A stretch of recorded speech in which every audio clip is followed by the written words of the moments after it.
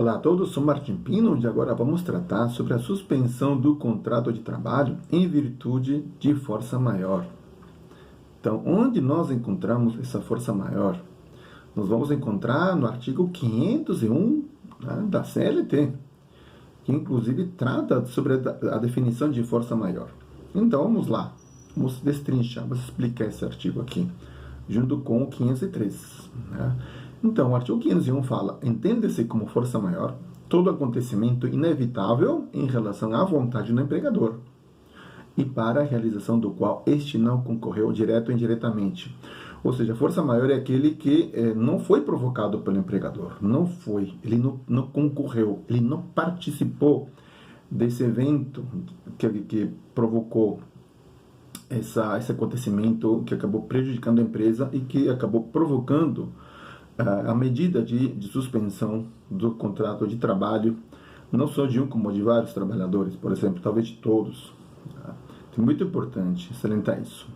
O parágrafo 1º desse artigo 501 fala o seguinte: a imprevidência do empregador exclui a razão de força maior.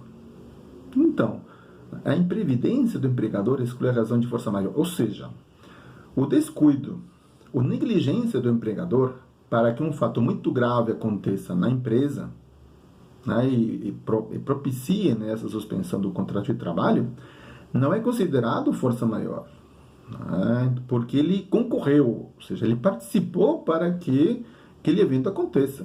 Né? Então, por isso que é muito importante salientar essas questões. Né? Ou seja, para haver força maior, o empregador não tem que concorrer, não tem que participar daquele evento, né, aquele evento que acabou propiciando essa suspensão do contrato de trabalho. E o parágrafo 1º fala em previdência, ou seja, descuido, negligência, ou seja, se houve uma participação, concorrência do empregador para que esse evento aconteça, então não é considerado força maior. Tá?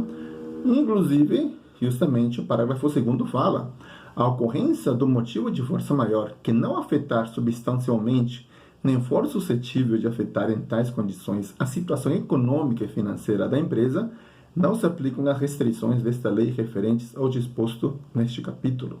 Ou seja, tem que haver o evento que aconteceu, né?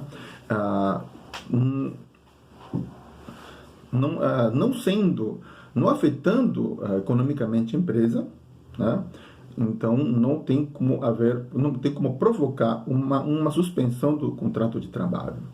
Então, ou seja, o fato que, ou seja, se a empresa não foi afetada substancialmente, de forma financeira, pecuniária, então não haverá motivo para a suspensão do contrato de trabalho. Ou seja, tem que ser uma força maior mesmo, né? Porque se a empresa ainda consegue se virar nos 30 economicamente, então não tem por que haver motivo de suspender os contratos de trabalho. Tá? Então, quais seriam os exemplos de força maior, né, que definimos agora? São os fenômenos naturais, atos humanos privados, alheios à vontade do empregador, epidemia, pandemia, Covid, por exemplo, Omicron, que também pode ser leis ou atos do governo também, que estão propiciando, tá, uma situação que provoca a suspensão dos contratos de trabalho do trabalhador. Tá? Então, e outra coisa importante, tá? E o artigo 503 da CLT, né, no mesmo capítulo da força maior, fala o seguinte: é lícita, em caso de força maior, ou prejuízos devidamente comprovados, a redução geral dos salários dos empregados da empresa, proporcionalmente aos salários de cada um, não podendo, entretanto, ser superior a 25%, respeitado em qualquer caso o salário mínimo da região. E parágrafo único: cessados os efeitos decorrentes do motivo de força maior, é garantido o restabelecimento dos salários reduzidos. Este artigo 503 está relacionado com o inciso 6 do artigo 7º da Constituição Federal de 88, que fala que sobre a irredutibilidade do salário, salvo o disposto em convenção ou acordo coletivo. Então, justamente, né, havendo causa de força maior, prejuízos devidamente comprovados, pode haver sim uma redução do salário em até 25%, né, justamente do salário de cada trabalhador. Mas, no parágrafo único, fala o seguinte, que terminado o período, né, de força maior e que comportou essa redução de salário, até máximo 25%, terminado esse período, esses descontos que aconteceram nesse período têm que ser devolvidos para o trabalhador. Então, se o desconto, suponhamos, um exemplo, R$500 de cada trabalhador, num certo período de tempo, devido a essa força maior que acabou provocando prejuízos devidamente comprovados, normalmente econômicos, né? Então, terminando esse período, por exemplo, de 10 meses, e de R$500 de desconto, eu vou ter que ressarcir, né, esses R$500 para todos os trabalhadores, inclusive, se foram 10 meses, então vão ser R$5.000, por exemplo.